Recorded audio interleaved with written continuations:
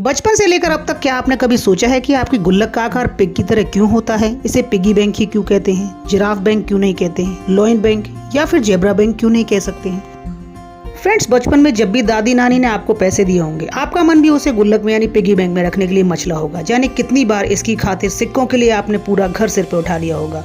आप बड़े हो गए हैं, उसी गुल्लक की जगह अब बैंकों ने ले ली है। लेकिन बचपन से लेकर अब तक क्या आपने सोचा कि आपकी गुल्लक का आकार पिग की तरह क्यों होता है? जेन्युइन बात तो ये है कि 15वीं सदी में धातु बहुत महंगी होती थी। इसी कारण घर में बर्तन बनाने में इसका इस्तेमाल नहीं किया जाता था। उस समय घरेलू बर्तनों के निर्माण में धातुओं की जगह पिगी नामक एक किफायती मिट्टी का प्रयोग करते थे। स्त्रियां अपनी बचत को पिगी मिट्टी के जार में रखती थी। इसी कारण उस समय उस जार को पिगी बैंक या गुल्लक के नाम से जाना जाने लगा। 19वीं शताब्दी में जब अंग्रेजी कुम्हारों को पिगी मिट्टी की गुल्लक बनाने का ऑर्डर प्राप्त हुआ तो उन्होंने पिग की शक्ल जैसी गुल्लकों का निर्माण करना शुरू कर दिया, क्योंकि अंग्रेजी में सुअर को पिग कहा जाता है। बस तब से गुल्लक का आकार सुअर जैसा बनना शुरू हो गया। लेकिन भारत में तो कुछ और पिगी बैंक या कुछ गोलमटोल मटके जैसे गुल्लक बनती हैं।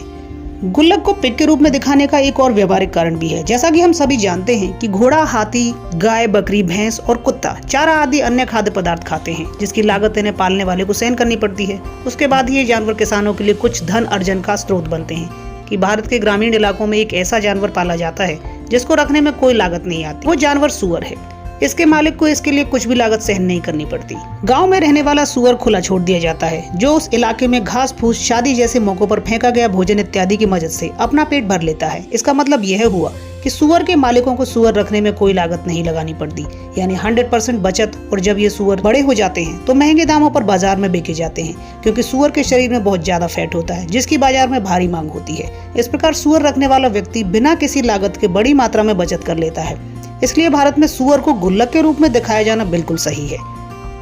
हालांकि भारत में लागू होने वाला यह कॉन्सेप्ट विकसित देशों में लागू नहीं होता है और सुअरों के मालिकों को इन्हें पालने के लिए बड़ी मात्रा में खर्च करना पड़ता है। सो फ्रेंड्स, अगर आपको मेरी वीडियो पसंद आए तो मेरी वीडियो को लाइक, कमेंट और अपने फ्रेंड्स के साथ शेयर कीजिए। मेरे चैनल को सब्सक्राइब कीजिए और बेल आइकन दबाना ना भूलें, ताकि मेरी आने वाली हर वीडियो की अपडेट आपको सबसे पहले मिल सके।